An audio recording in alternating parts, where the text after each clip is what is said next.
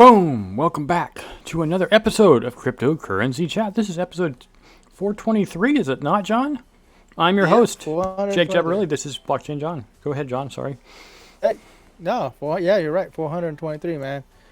What a week, man. We're barely halfway through the week, and I'm already burnt out, man. I just came back from Hacker Dojo. There was an event out there, and now we're doing the podcast, and it doesn't stop because I'm gonna go back there in 2 days for like a global NFT get together out there, and then I think there's something else on Saturday that I'm going to. So yeah, it's a busy week.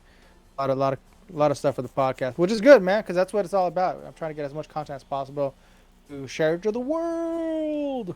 All the content, all the time. You never really...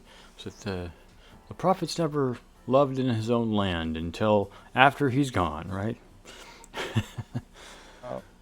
Crypto Prophet. Oh, wait. There's got to be somebody out there named Crypto Prophet already. Hey, well, thanks for telling me. I think my day has been dedicated to probably very boring stuff to most everyone else, but trying to pull up the functionality of a, what's it called, Cortex A7 miner. And it's not like anybody didn't tell me it wasn't going to work. I knew that. I still had to see it for myself. So I spent a long time trying to get a really, really crappy miner to actually work. And it does. And it's still crappy. Not surprisingly. And I'm not disappointed. I learned something. That's what I wanted to do. So let's get on with crypto news. But first, paying the bills. We appreciate everybody watching the show. And if you want to donate, here are our donate links. And if you want to watch us, here are the places you can watch us, like YouTube, Discord, checking out Twitter on Twitter Spaces, like we did the other day, Twitch, Odyssey, and then other places you can donate. But yeah, we appreciate do that. You can also, of course, buy. Oops, that's not right. You go to Dynamo here. Nope, C3 Media. C3 Media. You got 2 T-shirts. No, go back to the C3 Media. What are you doing? C3 Media T-shirts, Stack Sats and HODL, as well as Diamond Hands. The 2 T-shirts are available. You guys check them out if you want. And they're both $25, and we will eventually, once I get around to it, make it a black T-shirt. But there are other colors for these T-shirts. The job of the day is in New York, from a company called Mad Hive. Mad Hive is looking for a product manager for strategy. Mad Hive is, according to their little blurb here, is an end-to-end advertising solution that leverages cryptography and machine learning to power modern media. Mad Hive's advertising suite provides tools for audience forecasting, precision targeting, and activation, and cross-screen attribution against its proprietary OTT first device graph. Don't ask me what that means. Customers include advertisers that leverage Mad Hive's next-generation cryptography to prevent fraud and increase margins, and broadcast giants and that leverage the platform to power their digital TV offerings. As a project strategist, you will be asked to synthesize and balance a myriad of different feature requests from all of our clients, regularly interfacing with both client management teams and clients themselves. A request or reported workflow problem is transformed into actionable changes that can be made to the product. Working closely with product managers, you will determine when approved client features to be built will be scheduled and completed, and use that information to manage client expectations. Combine scoped client request, product management-driven feature iterations, and engineering proposed system improvements. The product strategy team will produce a realistic and actionable roadmap to be communicated back to the entire organization. I'm an engineer, and I still don't know what I just said. So, if you're a project manager, have at it. I'm not going to go into the rest of that. The quote of the day, John. Quote of the day, yeah. So once again, you guys can head over to the Discord channel and go to our C3 Media channel and chit chat with us. We'll be there. So for episode 423, here's a quote from Robert Shiller, Nobel Prize winning professor of economics at Yale University. Quote, "I think of Bitcoin as a remarkable social phenomenon. It's an epidemic of enthusiasm. It is a speculative bubble, that doesn't mean that it will go to zero. Speculative bubble recur. We had a bubble in Bitcoin in 2013 and it looked like it was done. It fell from 1,000 to 200. But now look, it comes back. And that's cool. what we're dealing with Pretty right cool now, quote. if you Yeah. ask me. Yeah. The market we're in crypto winter actively right now. Everyone's freaking out. But in a short period of time in the future, we get to say, now look at it. Yeah, It's exactly. back.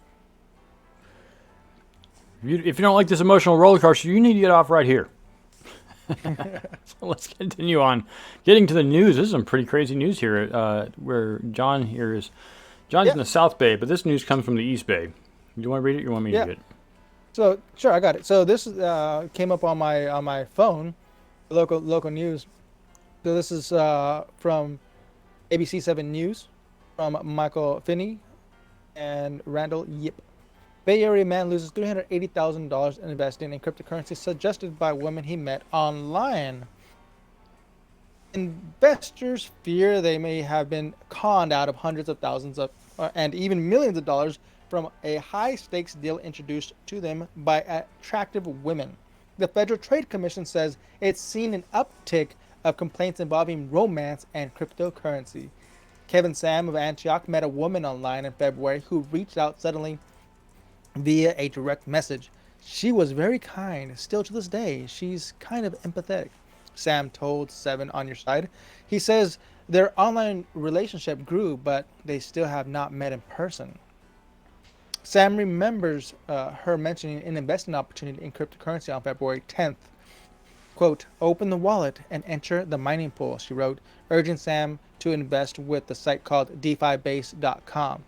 He did just that, and he says it immediately paid off. Originally, it started at $2,000, then it went up to $5,000. Almost a week later, he said, so he invested more money. At $50,000, I was making $1,000 a day, said Sam. He even borrowed $100,000 for his mother to invest. But he says when he tried to cash out some of his investments, he ran into problems. Quote, you are participating in the 7-day 100,000 USDT gift on the mining pool. Not withdraw during the pledge period, the company told him. That was on March 5th. In all he says, he invested $225,000 and still hasn't been able to withdraw his money.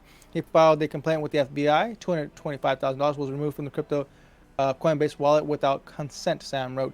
The FTC says it cannot comment on any current or potential investigations, nor could it comment on any particular crypto platform.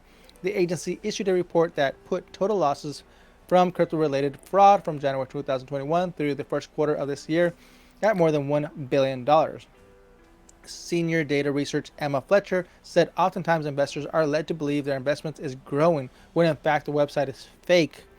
The website will be used to encourage them to send more and more until they finally go to withdraw their money and find out that they can't get it back, she said.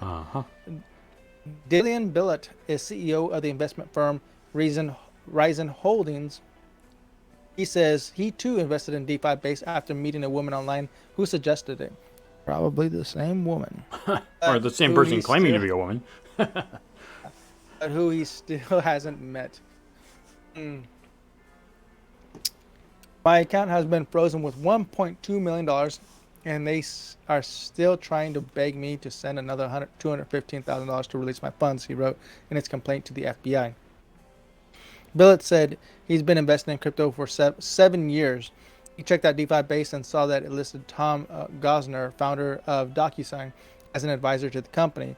He said he invested slowly, saw it build up, was able to withdraw funds, so he invested even more money. Then I started putting clients with my investment firm that I have into it, and that's when the rug was pulled and a lot of funds are compromised, Billett said. He would later find out that Gosner was not part of DeFi Base and that his name and image were used without his consent. Seven on Your Side caught up with Gosner recently while was vacationing. Yeah. Since I have nothing to do with it, it makes me feel real frustrated because I can't stop it. I don't like being associated with people getting ripped off, Gosner told Seven on Your Side. Yeah, so I'm just going to leave it at that. Yeah. That's just a lesson learned. Yep. Do not trust people online that you don't know. Don't invest into people that are saying, "Hey, invest into this project." It's one of those just don't do I hate it, to say man. that Don't do it. this is not the first time, nor the second, 10th, nor the 100th, nor probably even the millionth time this has happened. People get scammed for all kinds of reasons, because of Yeah. greed and because of love, because of, well, almost anything. And it is unfortunate. I mean, this is, I don't remember who it was, Elizabeth Warren, who said the reason we've been, despite the rules being put in place, despite the laws, besides all these different things we're doing to try to keep people from losing their money doing to other people scamming them, it still happens, you know. And crypto's just another way it can happen. It's not the only way it can happen, but it's another. Yeah. It's the latest way. People are like, oh, well, I can make lots of money here, and of course the website's lying to them all this time. So, and I remember this happening to another guy, another romance scam happening not even that long ago in the East Bay. It was maybe like 3 years ago. Before COVID, I remember it's a very similar article. We didn't read it per se because we didn't have the show back then, but I remember reading something exactly like this. So it sucks. On to some more crappy news. With Decrypt, one of our favorite news sources from a fellow named Jason Nelson, troubled crypto lending platform Celsius files for bankruptcy. Dun dun dun dun. Bankruptcy. Oh, this is not fun at all.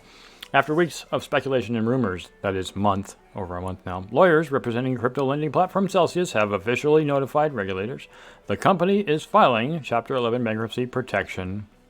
This is the right decision for our community and company, Celsius co-founder and CEO Alex Mashinsky said in a press release posted late Wednesday. We have a strong and experienced team to lead Celsius through this process. Quote, I am confident that when we look back on this history of Celsius, we will see that this as a defining moment. We're acting with resolve and confidence serve to the community and strengthen the future of the company, he continued. That was the end of his quote. Celsius says the filing will provide the opportunity to stabilize its business and consummate a comprehensive restructuring that maximizes value. It's just a bunch of legalese here. Basically, sorry, we messed up, and here's some numbers. The company touts ample liquidity for $167 million in cash to support operations. Celsius troubles began we already know when it started. We don't have to talk about that. Let's see. Celsius spent the next month paying back loans, outstanding debts of over $1 billion. Yesterday, the press release, the Vermont Department of Financial Regulation advised Celsius investors to proceed with caution, saying the crypto firm is deeply insolvent. I blame Steve, but I think they do too. And lacks assets and liquidity to honor its obligations to account holders and other creditors. So, which means you probably lost your money. You want to sue them? Because I know some people who are. Anyway, Celsius not registered to operate in Vermont. The state regulator also advised investors to beware of the potential scams and forums encouraging short squeezing on the Cell token, which has been happening for a bit now. So, yeah. I think BitBoy is out there making a class action lawsuit against Celsius right now. He's pretty much trying to get it. Yeah, that's the only person that I know that's doing that right now, but I'm sure there's going to probably be more out there. It's just going to be, it's not looking good for Celsius.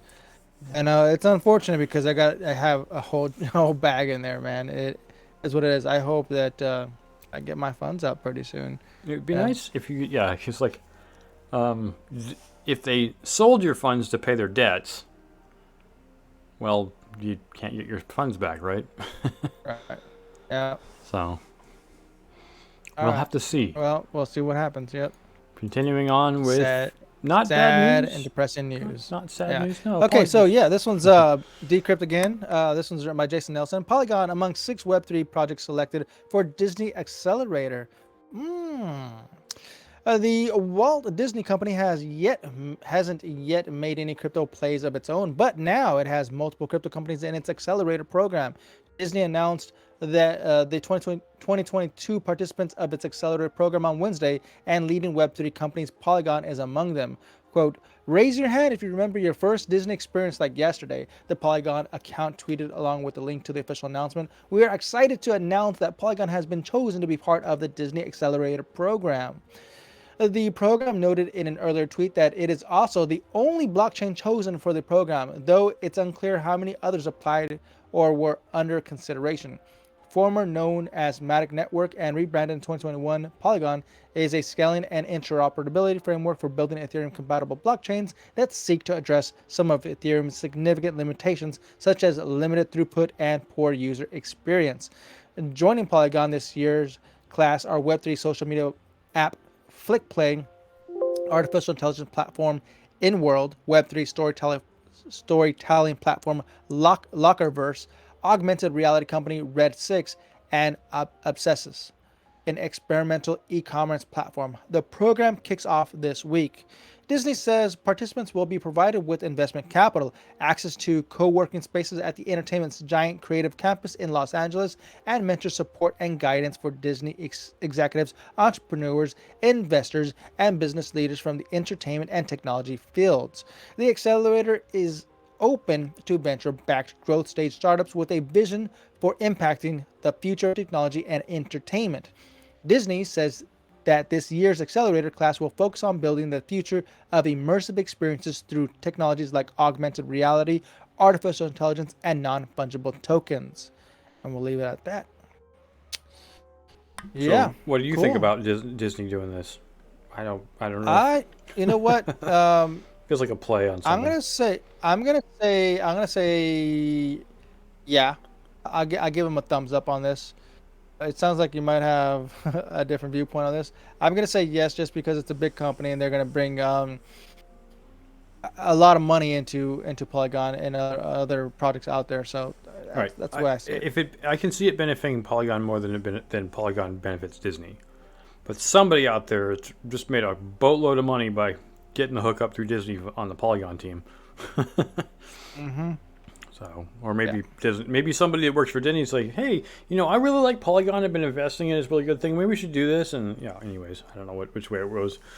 But I guess I can't see what is the purpose for Disney to get into Polygon. Maybe we'll have to wait and see. But at this moment, I don't really know. So soon we will see Mickey Mouse and Luke Skywalker on the blockchain.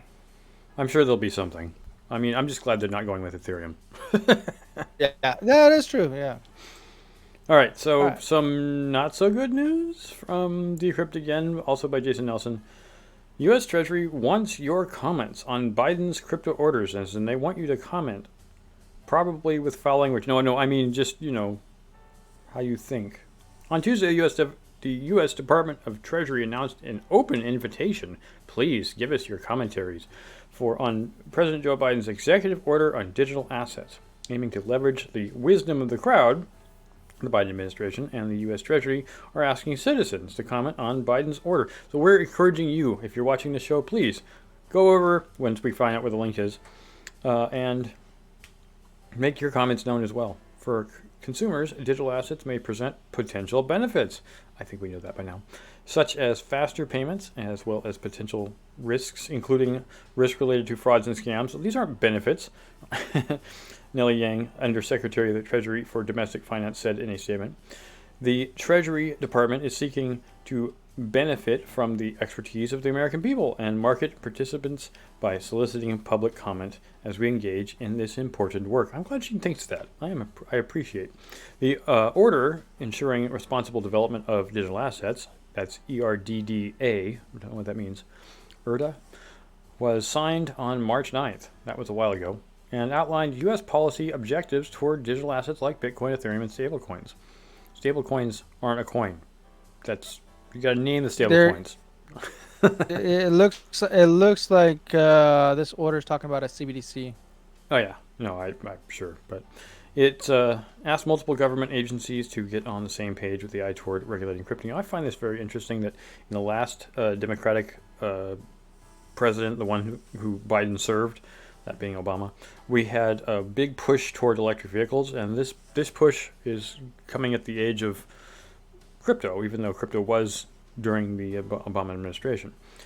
Now the order enters the public input phase. Input, Stephanie. Those looking to comment on Executive Order 14067, as you can see on John's screen if you're watching it. I don't have it up on mine. Today's Tuesday release by Treasury calls the phase an opportunity for all interested parties to participate parties to provide relevant input and recommendations on the implications of development and adoption of yada yada yada. I'm not going to read everything here, but a notice to Biden's administrative objectives are as follows, and I'm not going to read it. You can check it out for yourself. But it basically involves, what do you guys think about crypto? What do you think about CBDCs? What do you think if we regulate this crap? And do you think we should, or do you think we should just leave it as is? I'm sure there'll be a lot of argument going here. Now, I will personally put in my own throw my hat in the ring here, my 2 Satoshis in this hat, saying that I do think that people should be made aware of how crypto works and the things that can scam you out of your money if you're not careful with it. But that would be true of any proposition, like we just said with that article at the beginning of the hour. Don't just put your money into something that is too good to be true. If it's returning you more than 1% per day in interest, it's fake. And I would say that if you get out with double your money, you should just leave. So nothing. Go ahead. This order does terrify me, considering that I obviously I didn't read it all, kind of glimpsed through it, but they're talking about CBDCs, and so if the government's considering a CBDC, that's terrifying. That's absolutely terrifying. No, we're not a dictatorship. What is going on? This is absurd. But what I do appreciate is that this is one of those major decisions that they're allowing the people to actually give input on something, because there's a lot of laws that are passed or orders that are passed that don't even give the people the opportunity. Stuff just gets passed behind closed doors, which is stupid.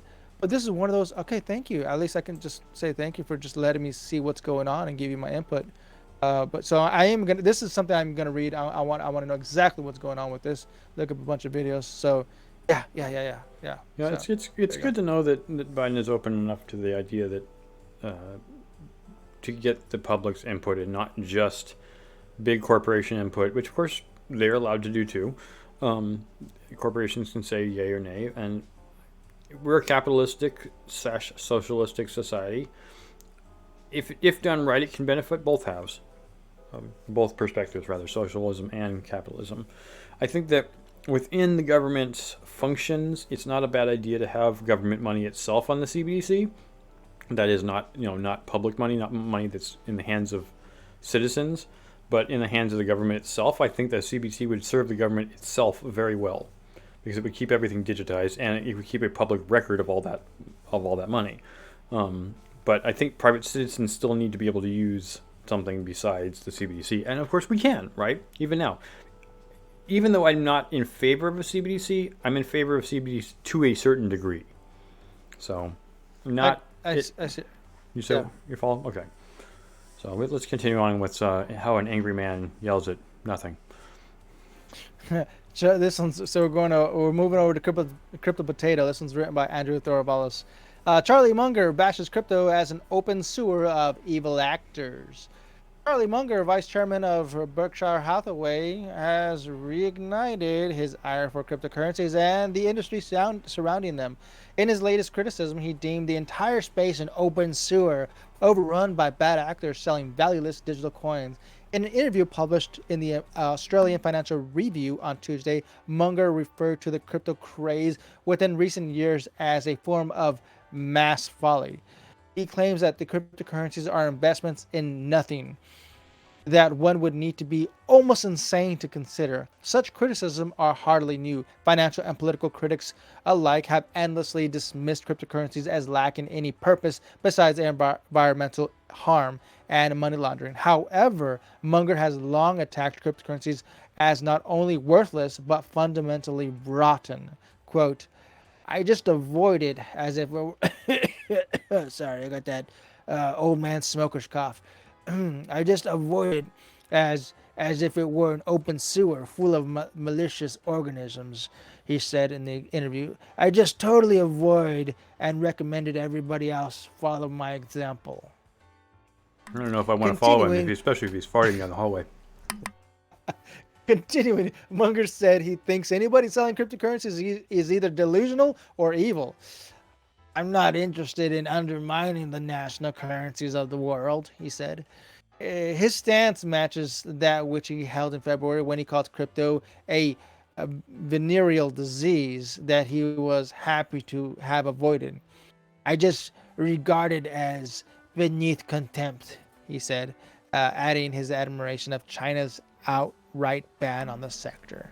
The billionaire has also called crypto a primarily criminal tool that's contrary to the interest of civilization. Chainalysis data shows that crypto transactions are becoming less dominated by criminals over time, but the absolute value laundered through the blockchain remains high. Warren Buffett, the longtime superior to Munger at Berkshire Hathaway, has virtually identical opinions on crypto as his right hand man. The investor has famously labeled Bitcoin as rat poison, a statement that 30% of big Wall Street investors agree with last year. In May, Buffett claims that he wouldn't buy all Bitcoin in existence for $25 because the asset doesn't produce anything. During the same talk, he asserted that the dollars are ultimately what accepted as money, and the U.S. government would never let something like Bitcoin replace it. So far, two relatively poor nations have elected to make Bitcoin legal tender within their borders. However, neither of these countries, El Salvador nor the Central African Republic, had their own national currencies before Bitcoin, instead using dollars and the CFA franc respectively. Yeah, they were just using USD, or as I said, CFA franc or franc. So yeah, they were just trying to get away from somebody else's currency as their own. But a lot of other countries are considering it too. They're going to a CBDC. Yep. Yeah, we just finished talking about what Biden's talking about. He's talking about CBDC. I mean, if you're gonna have Bitcoin, a CBDC backed by Bitcoin, there you go, man. I mean, that's technically we're not directly using it; we're indirectly using it on I guess the Federal Reserve is going to be indirectly holding Bitcoin. I don't know how they're going to do it. I don't know if it's going to be like. I think at some point we need to speculate on this. So we don't have to do it right now, but we should speculate on what would happen if Bitcoin became the national currency or the international currency that already is. So let me just move on to something happy, not an old man farting all over crypto, farting with his mouth. Yes. All right, so the last article here is, yes, Hostess really made crypto-themed Twinkies called Twinkcoin. I think this is awesome. This is by Andrew Hayward on Decrypt. I thought it was a hoax, and so did my boss, and his boss too. We field plenty of exaggerated, nonsensical claims in crypto media space. Of course, that makes sense. But this was not one of those. Hostess really has released limited edition cryptocurrency-themed Twinkies. And if you don't eat them, they'll last as long as Bitcoin. Snack blogs and food publications recently lit up the reports of Twinkcoin snack cakes.